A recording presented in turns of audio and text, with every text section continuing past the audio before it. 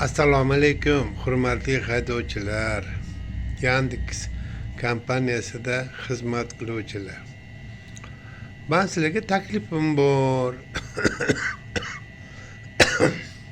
Bo'lgan voqeani ko'rsatib, na kompaniyaga, na sizlarga hech kimga doim yo'q, faqat nohaqligini ko'rsataman xolos. Kimligini bildiraman. Yandex kompaniyasiga chiqaman, xizmat qilaman deb chiqaman. Lekin aybdor bo'lib qolaman. Shuni bildirmoqchiman Yandex kompaniyasiga. Mashinam Nexia 3 yaxshi ko'raman. Men anaqa slujba podдержкаga xat yozdim 20-yanvar kuni. Har qanday hodisa ish paytida sodir etilsa, korxonaga yordam berardi Soyuzda. Hozir bilmadim, bu haqda YouTube kanaliga chiqib prezidentdan so'rayman. Xalqimizni fikrini Yandex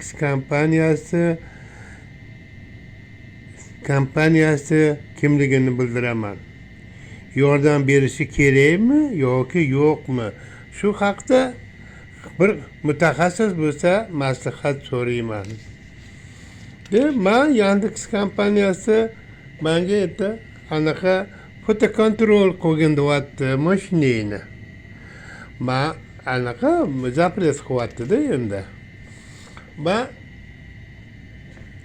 yana anaqa Yandex kompaniyasiga mana Yandex kompaniyasiga tushunmadim.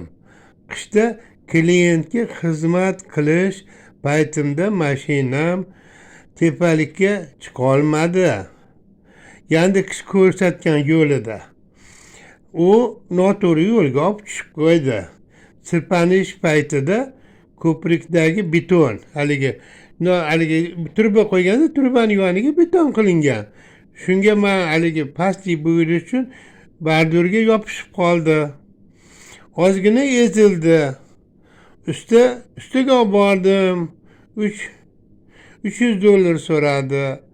Yandex kompaniyasiga ishlaganim uchun menga shu pulni to'lashi kerakmi deb o'ylayman.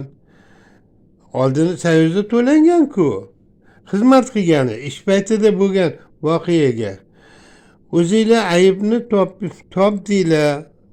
Ezilgan joyini ko'rdida aybini ko'rsatyapti. Kuzovni to'g'irlamaysanmi deyapti.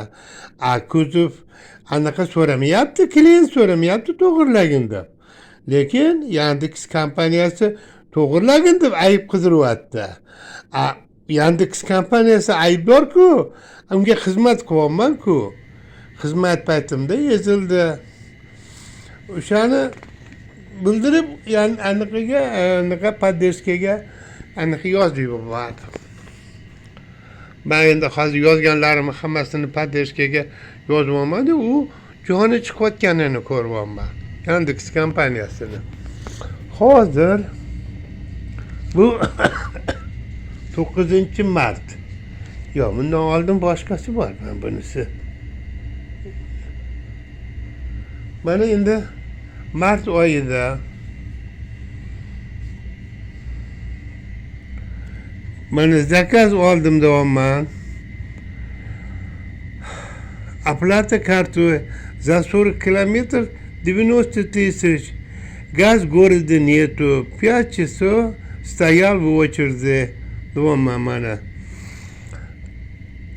Здравствуйте, спасибо, что вы написали. Обязательно все проверим и ответим.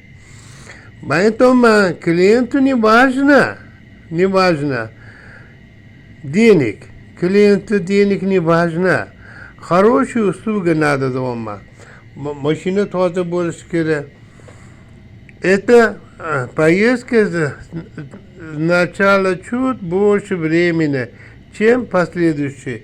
Bu menga shunaqa javob beryapti Yandex. Endi men bitta javob ko'p yozgan ekanman. Служба поддержки. Qani? Здравствуйте, хорошие человеки, люди. плохой водитель не бывает. Все водители хорошие. Они думают о семье. Они думают о семье. Вынуждены выходят зарабатывать. Яндекс компания этого не понимает. Они кроме клиента ничего не дает. Кроме клиента beradi, unga faqat yo'lni ko'rsatib beradi, bo'ldi, boshqa narsa bermaydi. Об этом они сами не знают дома. У меня сегодня газ нету, многие заправки закрыты. Я у клиента спросил, что когда заказ делаете, ищете дешевле, zakaz qilganinglarda man ulardan so'rayapman-da, mana klientdan. Sizlar hozir meni zakaz qildinglar, men kelganimda siz meni nima anaqa anaqa Yandex arzonroq shunga xizmat qilaman. Yo'q, u qanaqa pul yozsa shunaqa to'layman bitta dona klient zo'rg'a topaman deydi klient. Anaqa nima я у клиента спросил, что когда заказ делаете, ищете дешевле? Нет, очень трудно найти такси. Если найду заказ, принятый, радуюсь. Мне нужен хорошая услуга. Сколько напишут, плачу. Сейчас все дорого. Некоторые не работают, доход не имеют. Вы недопонимаете. Автобус, троллейбус, трамвай нету, клиенту транспорт надо. Где?